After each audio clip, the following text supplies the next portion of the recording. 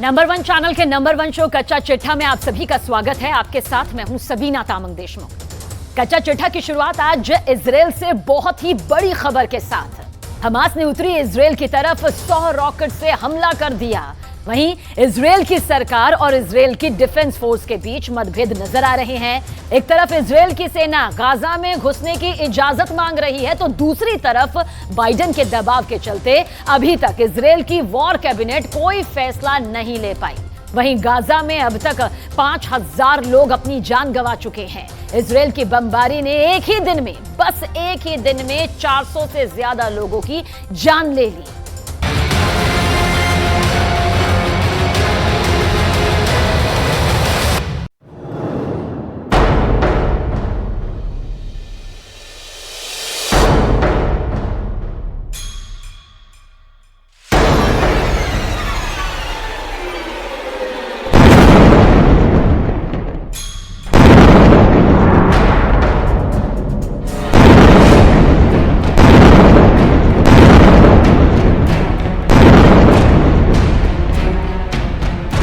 Gaza पर कयामत टूटी है। पहली बार ऐसा हुआ है कि एक ही दिन में 400 से ज्यादा लोग एयर स्ट्राइक में मर गए हैं।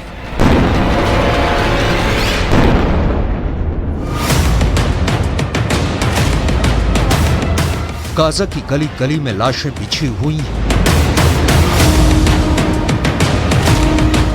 क्या हुआ है गाजा के अंदर जो पूरी दुनिया सिहर उठी है? तस्वीरों के साथ विस्तार से सब कुछ आपको बताएंगे, लेकिन सबसे पहले बात होगी अमेरिका और इजराइल के बीच चल रही रस्साकशी की। गाजा के अंदर किमशोफ इलाके में हुई खूनी झड़प को लेकर फिलिस्तीन के अखबारों ने दावा किया है कि इजराइल का 75 करोड़ का एक मरकबा टैंक फोड़ दिया गया है और इजराइल का एक जवान भी मारा गया है। गाजा के अंदर घुसते ही इस खूनी झड़प में इजराइल को हुए नुकसान ने बाइडेन को बहुत ज्यादा परेशान कर दिया है। अमेरिका के रक्षा मंत्री ऑस्टिन और इजराइल के रक्षा मंत्री योव गैलेंट हर दिन एक दूसरे से फोन पर बात कर रहे हैं और इसके बाद अमेरिका के रक्षा मंत्री ऑस्टिन राष्ट्रपति जो बाइडेन को पूरी रिपोर्ट देते हैं। इजराइल के अंदर अमेरिका के सैन्य विशेषज्ञ भी मौजूद हैं, जो कि इजराइल डिफेंस फोर्स को अपनी विशेष सलाह भी दे रहे हैं।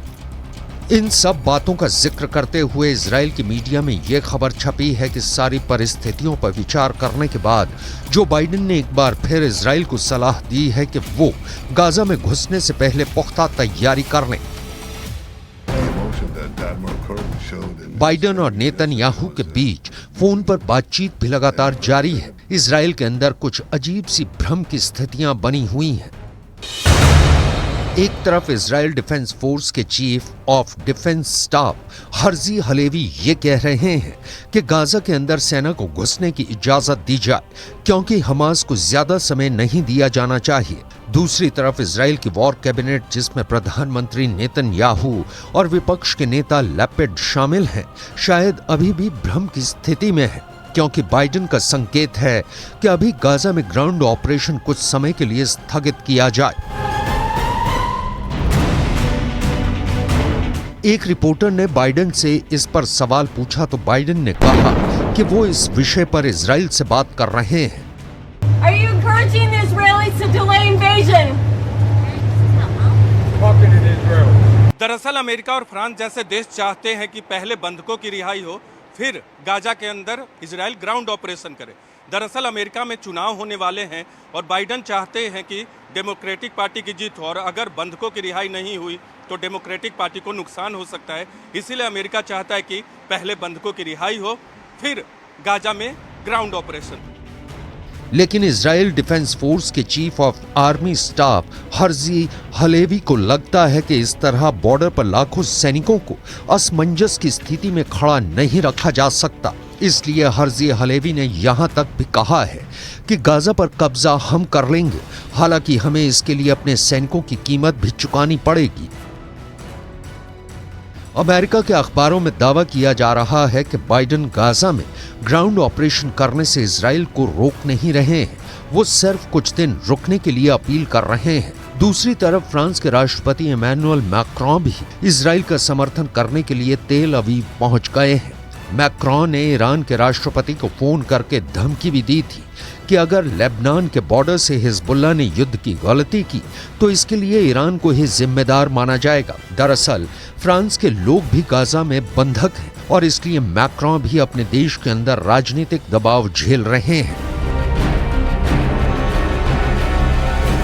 दूसरी तरफ इजराइल के प्रधानमंत्री बंधकों के मुद्दे पर किसी भी दबाव में नहीं आ रहे हैं। हमास ने कल इजराइल के 2 नागरिक रेड क्रॉस को सौंप दिए। इन रिहा किए गए नागरिकों को तेल अवीव लाया गया है और इनके स्वास्थ्य की जांच की जा रही है। लेकिन टाइम्स ऑफ इजराइल के मुताबिक इजराइल की सरकार ने हमास के साथ किसी भी बातचीत से इनकार कर दिया है। यानी बंधकों के मुद्दे पर इजराइल की सरकार हमास से कोई वार्ता नहीं कर रही है। इससे ये साफ पता चलता है कि हमास सिर्फ और सिर्फ इसलिए इजराइल के बंधकों को रिहा कर रहा है ताकि दुनिया से इजराइल पर बातचीत का दबाव बढ़े और एयर स्ट्राइक बंद हो।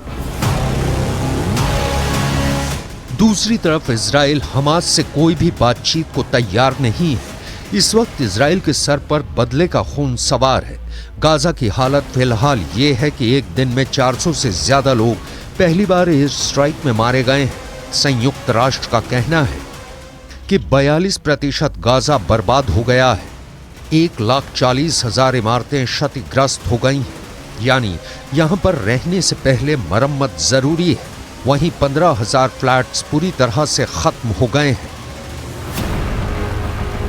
गाजा के अंदर खून खराबा जारी है। फिलिस्तीन के अरबी भाषा के अखबार आंसुओं से भीगी हुई रिपोर्टिंग कर रहे हैं। गाजा में जिस तरह की तबाही जारी है, ईरान ने एक बार फिर अमेरिका पर आरोप लगाए हैं कि वो हजारों टन हथियार भेजकर सिर्फ और सिर्फ नरसंहार में मददगार बन रहा है। آمریکا در 2 هفته گذشته نشان داده و ثابت کرده با ارسال دهها و صدها و هزاران محموله سلاح و حمایت تمام عیار از رژیم صهیونیستی در حال تشدید شدت دامنه نبرد در غزه و در کرانه و بر روی زنان و کودکان و غیر نظامیان فلسطین هست.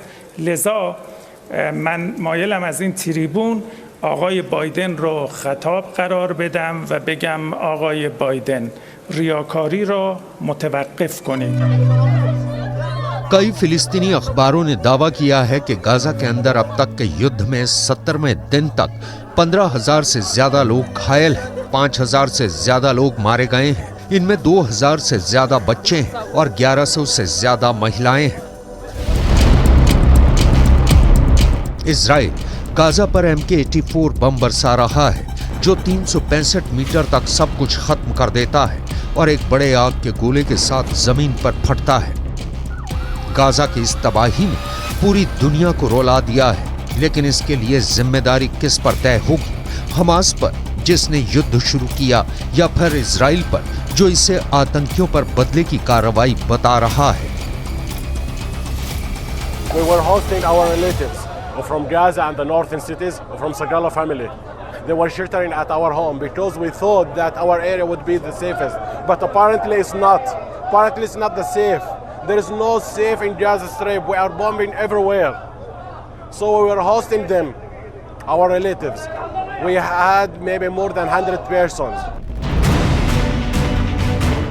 दूसरी तरफ संयुक्त राष्ट्र के सामने गाजा के 20 लाख से ज्यादा लोगों की रोजी रोटी का संकट खड़ा हो गया है। रफा क्रॉसिंग से जो राहत सामग्री आ रही है वो अभी इतनी ज्यादा नहीं है कि हर किसी को राहत पहुंचाई जा सके। संयुक्त राष्ट्र का कहना है कि 20 लाख से ज्यादा गाजा के लोगों के लिए हर दिन कम से कम 100 ट्रक राहत चाहिए। संयुक्त राष्ट्र दुनिया से मदद की अपील कर रहा है। Right now, our biggest challenge is the supply of humanitarian aid. Effectively, we're running out of stocks of water, food, medicines. We are running out of the basics, commodities that we need to serve the population. So what's really now critical is a sustained pipeline of supplies from Egypt into Gaza. That has been a very, very difficult negotiation over a long period. My call is that aid needs to flow. Yes, late last night we got the second convoy in of around 14 trucks. That brings to 34 trucks what we've brought in over 2 days. We need hundreds of trucks coming into Gaza to meet the needs of the population here. अब Gaza का भविष्य इस बात पर निर्भर करता है कि आखिर गाजा में इजराइल डिफेंस फोर्स कब घुसने वाली है।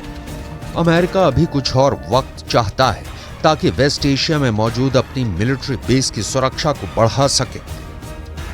इराक के बाद अब सीरिया में भी अमेरिका के एक मिलिट्री बेस पर हमला हुआ है।